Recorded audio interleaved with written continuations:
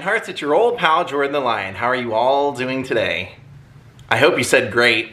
I'm doing great. We have a pretty action-packed day today. We're gonna do a lot of locations for one of my favorite 80s movies, Arnold Schwarzenegger, Danny Devito, twins. Arnold Schwarzenegger happens to be my birthday buddy. We were both born on July 30th, so even more special. But what I love about this is, you know, in the 80s, great movies, and we knew Arnold Schwarzenegger from being Conan, we knew him as the Terminator, but we had never seen him funny. And he actually said in an interview that this was one of the greatest decisions, actually maybe the greatest professional decision of his life, being in this movie. Now what happened was, he said, you know, he always wanted to do a comedy, but he was so popular as an action star, none of the studios really wanted to take a gamble on that. And he was trying to figure out a way to make this happen, and he said he was having dinner with Ivan Reitman, the producer-director of Ghostbusters, and Robin Williams in Aspen one night, and they were sitting there talking, laughing it up, and Ivan Reitman said, you know, Arnold, I'm seeing so many great parts of your personality here that I've never seen on camera. We gotta figure out a way, find something to do to put you in there. And Arnold said, you know, I loved Ghostbusters, and I said, I would love to make a comedy with you, Ivan. If we can find something, you know, I would love to do it. And so Ivan Reitman sent over 5 different scenario ideas for what they could possibly do, and Arnold chose what was called the experiment, which would become twins. And he said how they made this happen was, he said, of course, none of the studios wanted to take a gamble on Arnold being in a comedy. So he said he decided to gamble on himself and tell the studios, I will not take a salary for this movie if I can make this movie. And Ivan Reitman, who was going to produce and direct, also agreed to not take a salary. And Danny Devito, who would play Arnold Schwarzenegger's twin brother, Vincent, in this movie, would also not take a salary. And so they were able to get this movie made for about $16.5 million, where Arnold said it would have probably at that time cost probably $60 million because of the salary that those 3 men were commanding at the time. But he said we all agreed to work for free and to take a percentage of the back end, and it was the best decision he ever made because the movie was a success. It ended up making $260 to $270 million at the box office. And he said when the studio head saw him the next time, the guy pulled his pockets out and said, you robbed me, you completely robbed me blind. And he said the studios never made a decision to let someone not take a salary and take a back end quite like that again at the big studio. So great movie, filmed a lot of it in Los Angeles, some of it in New Mexico, and surprisingly to me, I actually vlogged one of the locations and didn't know I was vlogging it at the time, so I'm gonna use my footage from when I went to vlog Dennis Hopper's life, because the artist retreat that Benedict owns in the movie was actually at one time Dennis Hopper's house. So Daze with Jordan the Lion begins right now. So this list, my friends, is what we're trying to accomplish today, and at one of the stops we're actually gonna have someone meeting us there because they're including me in a documentary about famous movie houses. We've already encountered some rain, but who knows, throughout the day in different sections of town it might brighten up. We'll see what happens. Alright, so before we hit our first location, I figured I'd give you a little synopsis of what happened in this movie.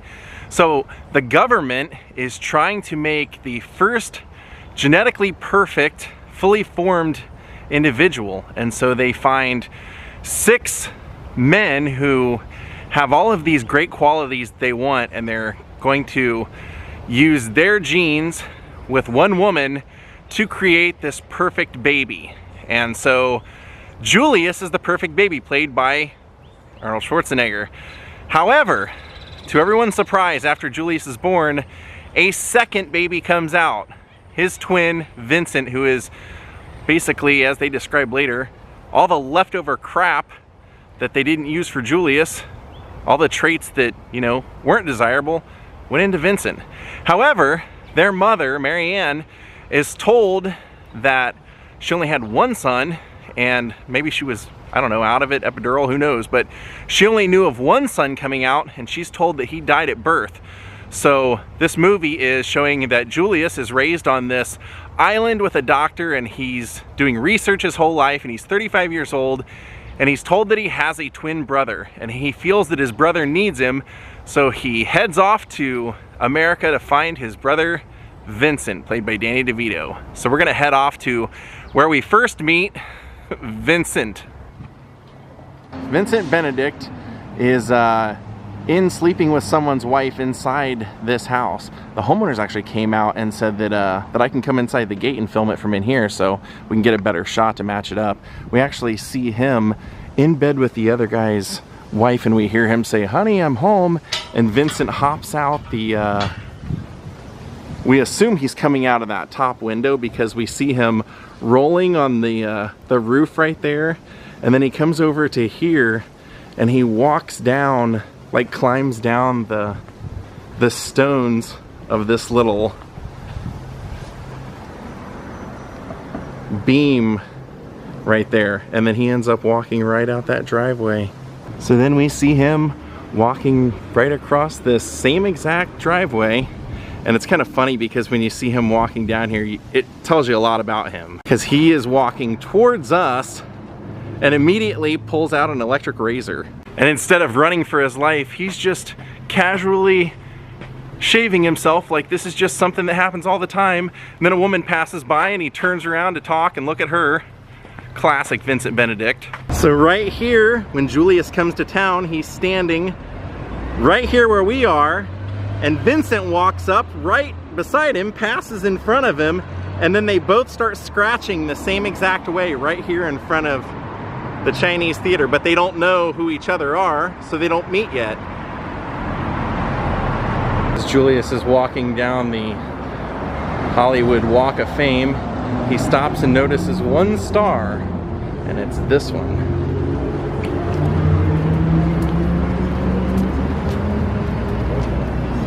Classy.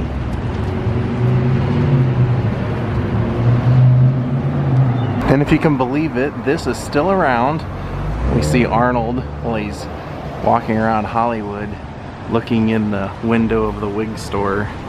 And some of them actually look pretty similar to the ones that they show inside the movie. Like those guys. So I think this is my favorite scene probably in most of the movie. The scene at Playmates. Julius is looking at all of the half-naked mannequins in this window, and he's just kind of like in awe. He's never seen this before. And right when he's looking at it, a guy comes up to him and starts talking to him and says, "Oh, you never seen anything like this before?" He goes, "Oh, no, never." And he says, "Oh, you from out of town?" And Julius starts to tell him that he is from out of town, and right then we get this shot right here of a motorcycle rounding the corner coming our way. And right here in front of the shop, he tries to grab Julius's briefcase to rob him, and Julius is so strong that he's holding onto the case, and the guy gets thrown back and onto the ground. So we have the motorcyclist laying on his back right here, and the motorcycle is flown off this way, and Julius is down here touching the guy's neck, telling him that he has a concussion, diagnosing him, and saying, "Oh, let me lift him up and take him to a hospital." And the guy laying there says, "No, no, leave me alone." So they're like, "Get out of here, man, you've done enough." And we see Julius over here, and he's like, "I'm really sorry, I feel really bad about this." But you just get this great shot looking up when Julius is looking at the guy on the ground right there. Just a great shot of that. So this is the shop that we see Vincent walking out of, trying to sell those socks, and they tell him that they're garbage. And he walks out and says, "All right, you don't have to buy them, but don't say they're garbage." And he's walking down this way, and just as he rounds the corner, his car is parked right here in a handicap zone, and there's a police officer giving him a ticket right there. So he starts complaining and saying, "Come on." He's like, "Hey, you don't have a handicap parking tag." And he says, "Look at me, do I look normal to you?" And just as he's about to get into his car, the officer comes back around and says, "Can I see your license and identification?" And he says, "Oh, I'm sorry, officer, I'm having a bad day." And he says, "License and registration?" And what they notice is that his license has expired and he has 200 parking tickets. So they arrest him right there at his car. And it seems like the reason the entrance is over here instead of over here now is because I remember there was an accident that hit the corner of this at one point. They changed it all. So here's our next location. Obviously these hybrid vehicle hookups wouldn't have been here, but this was the orphanage that Vincent was sent to live in. And Julius comes here and you see all the orphans filing in, and right here they had a makeshift plaque that said St. Charlotte Orphanage. And this is where Julius goes in to find out about his brother Vincent. And what he finds out is that his brother, as he's looking around, he said, "Oh, this must have been Vincent's bed." And she said, "Yeah, how did you know?" And he said, "Oh, because it's the closest to the fire extinguisher. So if there were ever a fire, I could get up and help put out the fire and pull the fire alarm to save all the other children." And the nun says, "Well, the only fire we ever had here was caused by Vincent. We like to believe it was an accident." And she also tells him that he had basically slept with a nun when he was 11 and the nun had to leave. So it kind of paints a picture of what his personality is like. And he said, "If I'm trying to find my brother, where do you think I could find him?" And she said, "My guess would be in jail." So Julius ends up leaving here and going and finding Vincent in jail, where he's been arrested for those 200 parking violations. And based on the type of windows that we see in that shot with Vincent talking to the nun, who incidentally is Happy Gilmore's grandma, I believe it was right here, because you can see those 3 arch type windows. There's one over here, one here, and then one over here. You can see all those as they're talking. So our next location is in Van Nuys, right behind the Valley Municipal Building. Actually, one of the scenes is on the side of the building, and then the other scene was behind it. Well, we are over where they filmed the jail scenes, and as you can tell, it is actually the jail. And I can't get inside to show any of that, obviously, but what I can show is once Julius goes in there, he meets Vincent through the glass, and Vincent says, "Go over there and pay them money and they'll let me out and I'll be whatever you want me to be." So Julius has paid all the money. So right here on the side of the building, they used to have a sign for the movie that said Los Angeles County Jail right up there. And that's where Julius and Vincent are walking out. And Vincent's saying, "You know, Jules, I hope you didn't blow your wad in there, because I'm gonna need a lot more money." Julius says, "We're family, I have more money." He goes, "Oh, good." He goes, "I'm your brother, I love you." Vincent says, "Careful with the love talk, you're gonna make me toss my cookies." And they end up going out here to the back where they have the impound yard. So you can actually see that whole building in the background. And Vincent is up here towards the front. Julius is back here more where we are. And Vincent's car is right here. And Julius says, "Vincent, this is your car, isn't it?" And he says, "Oh yeah, they're always hiding it on you. How did you know?" And he goes, "We're brothers." And that's when Danny Devito, Vincent, starts walking over to his car. And Julius says, "This will be so great, we can do everything together. Go to museums together, go to shows together." Then Danny DeVito gets inside the car, starts backing out and doesn't unlock the door, starts taking off and says, "And we'll get lost together," and drives off as Julius is running after him. You can see that building in the shot, you can see that gap, you can see this building, and even where Danny DeVito pulls out, that bail bonds is still there. So when Vincent tears out of here, he backs his car up right here and then goes driving around the building.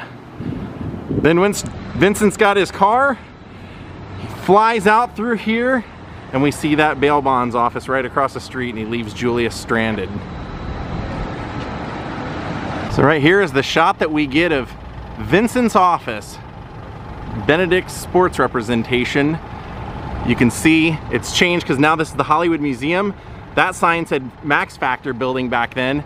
The Ripley's Believe It or Not was at Bank of America, so where that dinosaur is popping out used to be a Bank of America sign, and Vincent's office was on the 10th floor of that building. And we do see Vincent walk across the street into the front doors of that building.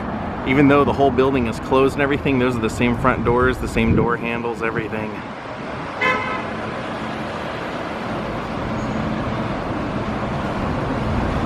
So quite a bit happens up on that 10th floor. First time we see it, Vincent's office is basically being emptied out because he can't pay his bills, and the Klain brother is coming to collect.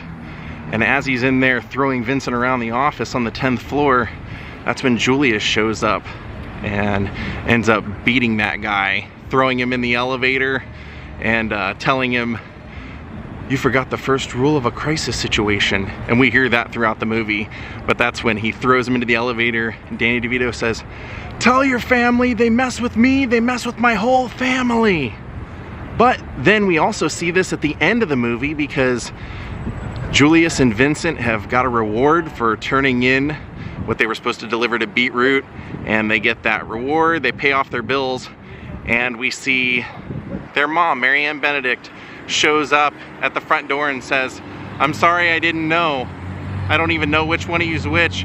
And we just see that touching moment where they both call her mama and they go and hug and are once now a family.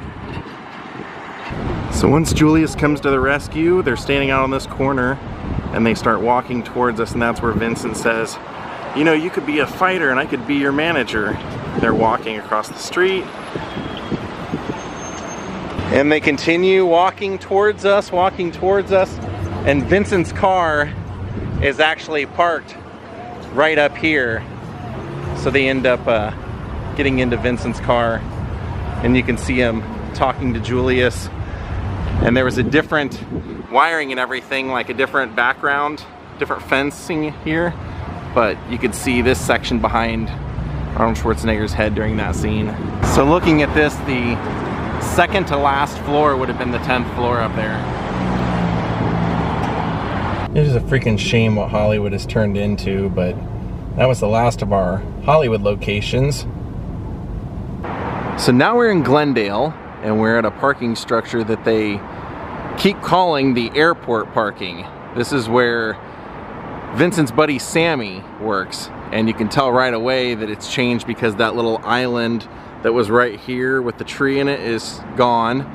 But this is where Vincent always comes to steal cars. So we see this quite a few times in the movie. We see it first when he steals the first car and goes and sells it, and then we see it again when the two men in the Hawaiian shirts come and drive the Cadillac in through here to drop off the Cadillac. And the parking attendant that would have been in the booth that used to be right there was David Caruso. So we see this quite a few times in the movie. So we see this shot when they're driving the Cadillac in to drop it off, so Webster can drive it across country. And right here on the island is where they would have had the booth for David Caruso. And that's also when Webster is told that, well, the guy at the booth even commented on our shirts. He thought we were tourists. Webster comes back and ties him up and says, "Now where can I find this Vince Benedict?" Now we're taking the elevator to the 4th floor. All of our scenes happen on the 4th floor, or the 4th level. So we do have a shot of the elevators opening and Webster coming out, but these are not the elevators that he comes out of. When the guys drop off the car, the Cadillac, the two guys in the wild Hawaiian shirts, they drop it off right here. And that's also where Vincent and Julius pick it up. The way that you can tell is because you can see that red pipe in the background. And when the camera pans over, you can also see this fire hose box and those two yellow safety barriers. And that's when Vincent's reaching around. Those lines would have been yellow at the time, but he's reaching around and says, "I don't understand. Usually he leaves the keys right under the tire." He goes to break in and the security alarm goes off, and Julius goes around to the back and lifts it up and says that it tricks the computer into thinking that the car is being towed. And so Vincent gets in the Cadillac, steals the Cadillac, and Julius is now going to have to drive his red convertible. for the first time. Julius was reading a manual on the way over to learn how to drive. So after Julius stops the security alarm from going off, Vincent gets in the Cadillac and starts driving out of here. And then Julius is following in Vincent's car right behind him. And we see them both out here, and Julius he's never driven before. He hasn't gotten the hang of it, so he keeps pressing on the gas and then on the brake, and he keeps going and stopping and starting it again. We see Vincent parked down there at the stoplight, gets out of the car and says, "Step on it!" Here is the crew I mentioned to you guys. Be documenting me for a little upcoming documentary. Okay, so what's happened basically now is that Vincent tells Julius that he liberated his file from the orphanage and that Marianne didn't really die. So they've thought that their mother was, well, at least Julius thought their mother was dead, but she's not. So he decides to go out for a jog and go to the address that Marianne was last listed at. So we see this shot of Julius running towards us. You can actually see that light and that light when he's coming up here, and you can see that little wall right there was there at the time. And sure enough, this is the address that we have for Marianne Benedict. So we get a great shot of Julius, Arnold Schwarzenegger, standing right here, and there's a whole family in here, and he goes up and says, "I'm sorry to disturb your party, but I'm looking for someone who used to live here. She was my mother." And he pulls out that picture of all the doctors and the fathers and everything the day that they were born. And the little girl looks at it and says, "Grandpa, that looks like you." And that happens right over there on the other side of that fountain, right there where you see the car. It would have happened right between the car and the fountain. So all of a sudden, Julius says, "Dad, Dad." And he says, "Oh, I'm one of them." And he says, "I think we could use a drink. Let's go inside." And that's where they find out that Marianne was told that both boys, well, the only boy that she knew of had died. And so now Julius wants to go find the doctor in New Mexico that can give him answers that lied to them. So Tommy, what's the name of your documentary that people can look for in the future? I have no idea yet, but we're going with maybe famous houses, the house from, not sure. All right, so this next scene was filmed at night, so I just decided to come and do it at night. It's at the Burbank Vons, and Julius is out driving for the first time. Vincent calls him on the car phone and says, "Julius, there's gonna be a lot of lights coming up. Take your foot off the gas and put it on the brake. That's gonna be the supermarket." Here's our Vons, and where we first see the guys pull in is the entrance down here. So Julius makes that hard turn into the grocery store, hits a speed bump, and then turns the car up on two wheels right here. So the car is actually now traveling like this, coming towards us. That building back there was in the shot. You can see the light pole in the shot. And then he ends up just driving that car right down this. Literally the car is angled like this on two wheels coming, and you can see Danny Devito in the other car behind him. So we see Julius's car coming in on two wheels right over here, and then it eventually plops down right here in this second spot. Vincent pulls up into this spot right here in front of this Vons. Julius says, "Vincent, did you see me doing the two-wheel thing? I can teach you that." It's a great scene. Then they go inside and they run into the sisters. So right about here's where the magazine rack would have been. They've redone this whole store inside, but Arnold's here for the first time seeing a hot woman in a spread, and he runs into Marnie there and he says, "Oh, I'm sorry, I've never seen that before." And she's like, "Would you grow up in a deserted island?" The way you can tell is because over his shoulder you can see the aisle numbers, and you can see those aisle numbers up there. Different ones, but those are the aisles. And then that's also where Arnold says, "You two know each other?" And it's both sisters and both brothers, and they say, "Yeah, we're sisters." And he goes, "Sisters? Twins?" So they get their shopping finished and they come back out to the cars, and Vincent's in his car, Julius in the other car, and right in between them where that line is where the girls are standing. And Vincent says, "Great seeing you, catch you later," and drives off this way. And then Julius tries to do the same thing but has it in reverse and ends up driving that way. And then he comes back and says, I've only been driving an hour. Great scene. Our next location is all the way across town in Santa Monica.